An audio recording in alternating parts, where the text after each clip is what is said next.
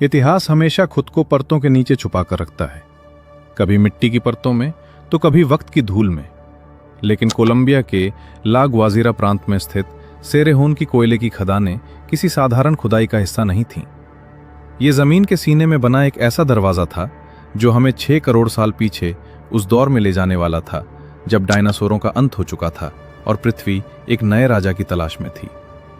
यहां काम कर रहे माइनर्स और जियोलॉजिस्ट को इस बात का जरा भी अंदाजा नहीं था कि जिस कोयले को वो आज निकाल रहे हैं वो असल में प्रागैतिहासिक काल के उन विशाल पेड़ों के अवशेष हैं जो कभी आसमान छुआ करते थे। ये दुनिया का सबसे पुराना ट्रॉपिकल रेन फॉरेस्ट था। यहाँ की हवा में नमी नहीं बल्कि एक भारीपन था। इसी भारीपन के बीच साल 1994 में हेनरी गार्सिया को एक फॉसिल मिला। देखने में ये किसी सूखे पेड़ की टहनी जैसा था, लेकिन इसकी बनावट ने वैज्ञानिकों की नींद उड़ा दी।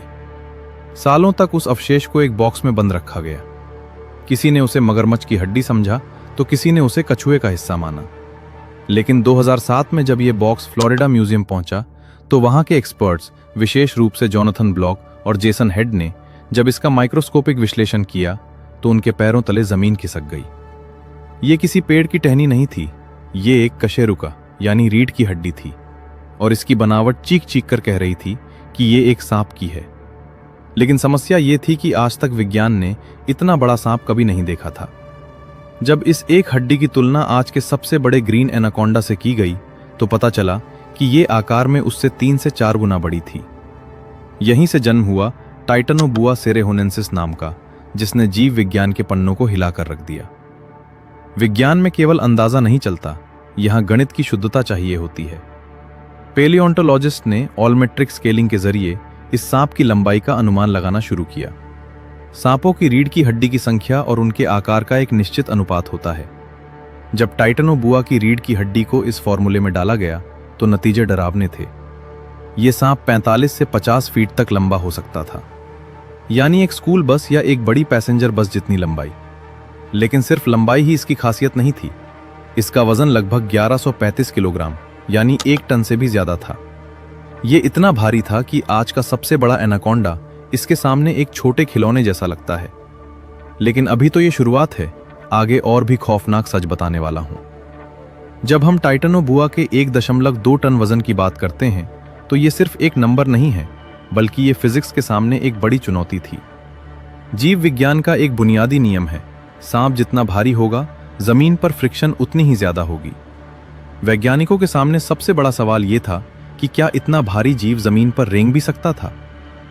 कंप्यूटर सिमुलेशन और बायोमैकेनिकल मॉडल्स ने खुलासा किया कि टाइटनोबुआ शायद ही कभी जमीन पर पूरी तरह सक्रिय रहा होगा। उसका भारी शरीर अगर जमीन पर रेंगता तो उसके इंटरनल ऑर्गन्स अपने ही वजन के नीचे दब सकते थे। यही कारण है कि टाइटनोबुआ ने अमेज़न के उन प्राचीन दलदलों को अपना घर बनाया। पानी में उत्प्लाविक बल ने उसके 1200 किलो के वजन को बेअसर कर दिया, जिससे वो पानी के भीतर किसी पनडुब्बी की तरह शांत लेकिन घातक गति से चल सकता था। टाइटनोबुआ कोई पीछा करने वाला शिकारी नहीं था, वो एम्बुश प्रेडेटर था, यानी वो धैर्य का स्वामी था। सोचिए जरा उस प्राचीन अमेज़न की नदी को जहां का पानी मटमैला और गहरा था। टाइटनोबुआ का शरीर पानी के रंग और नीचे जमी काई के साथ इस कदर मिल जाता था कि वो अदृश्य हो जाता। उसकी केवल आंखें और नाक पानी के ऊपर होते थे। उसके पास थर्मल विजन था। उसकी खोपड़ी में मौजूद पिट ऑर्गन्स उसे अंधेरे में भी अपने शिकार के शरीर की गर्मी महसूस करने की शक्ति देते थे।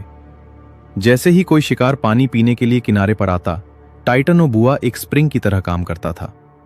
उसकी स्ट्राइक स्पीड इतनी तेज थी कि शिकार को अपनी गर्दन मोड़ने तक का समय नहीं मिलता था।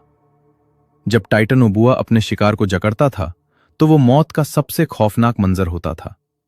आज का एनाकोंडा लगभग 90 psi का दबाव डालता है, जो किसी इंसान की हड्डियां तोड़ने के लिए काफी है। लेकिन टाइटनोबुआ का दबाव 400 psi से भी अधिक था। यह दबाव ऐसा था जैसे आपके सीने पर 2 विशाल अफ्रीकी हाथियों को खड़ा कर दिया गया हो। यह दबाव केवल शिकार का दम नहीं घोटता था, बल्कि बॉडी के ब्लड सर्कुलेशन को 1 सेकंड से पहले ही रोक देता था। दिल दिमाग तक खून नहीं पहुंचा पाता था और हड्डियां कांच की तरह तलक जाती थीं। शिकार की मृत्यु दम घुटने से पहले सर्कुलेटरी अरेस्ट से हो जाती थी। इसके बाद शुरू होता था दुनिया का सबसे बड़ा भोजन।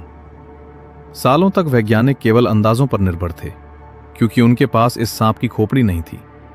सांपों की खोपड़ी बहुत नाजुक होती है और अक्सर गल जाती है, लेकिन 2011 में जॉर्ज मोरिनो बर्नाल ने सेरेहोन में वो चीज ढूंढ निकाली जो नामुमकिन मानी जा रही थी, टाइटनोबुआ की खोपड़ी के हिस्से। इस खोज ने सब कुछ बदल दिया। इसके दांत पीछे की तरफ मुड़े हुए थे, जो ये सुनिश्चित करते थे कि एक बार शिकार जबड़े में फंस गया तो वो बाहर नहीं निकल सकता। इसके जबड़े के लिगामेंट्स इतने लचीले थे कि ये अपने सिर से 3 गुना बड़े जीव को साबुत निगल सकता था। वैज्ञानिकों ने पाया कि इसका मुख्य आहार उस दौर के डिग्रोचिलिस जैसे विशाल कछुए थे, जिनका कवच एक स्नूकर टेबल जितना बड़ा होता था।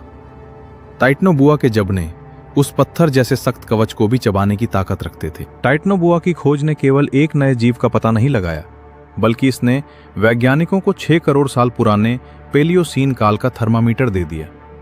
जीव विज्ञान का एक अटूट नियम है, जिसे एक्टोथर्मिक जायंटिज्म कहा जाता है। क्योंकि सांप ठंडे खून वाले जीव होते हैं, उनका आकार सीधे तौर पर उनके पर्यावरण के तापमान से जुड़ा होता है। वैज्ञानिकों ने जब टाइटनोबुआ के शरीर को चलाने के लिए आवश्यक ऊर्जा का हिसाब लगाया तो वे हैरान रह गए। इतने विशाल शरीर के मेटाबॉलिज्म को बनाए रखने के लिए उस दौर के अमेज़न का औसत वार्षिक तापमान कम से कम 32 डिग्री सेल्सियस से 34 डिग्री सेल्सियस के बीच होना चाहिए था। आज के अमेज़न का औसत तापमान 26 डिग्री सेल्सियस से 28 डिग्री सेल्सियस रहता है। यानी 6 करोड़ साल पहले की पृथ्वी आज के मुकाबले एक तपती हुई भट्टी जैसी थी। उस दौर में कार्बन डाइऑक्साइड का स्तर आज से कई गुना ज्यादा था, जिसने एक ग्रीन हाउस इफेक्ट पैदा किया था। इसी निरंतर और भीषण गर्मी ने टाइटनोबुआ को यह अवसर दिया कि वो एक दैत्य का आकार ले सके। लेकिन टाइटनोबुआ इस दुनिया में अकेला नहीं था। सेरेहोन की उन्हीं खदानों में वैज्ञानिकों को सेरेहोनिसुचस नामक मगरमच्छों के जीवाश्म भी मिले। ये आज के मगरमच्छों से बहुत बड़े थे, लेकिन टाइटनोबुआ के लिए ये केवल एक स्नैक्स के समान थे। वो जंगल की फूड चेन के सबसे शिखर पर बैठा एपेक्स प्रेडेटर था। वो एक ऐसा शिकारी था जिसके पास कोई प्राकृतिक दुश्मन नहीं था।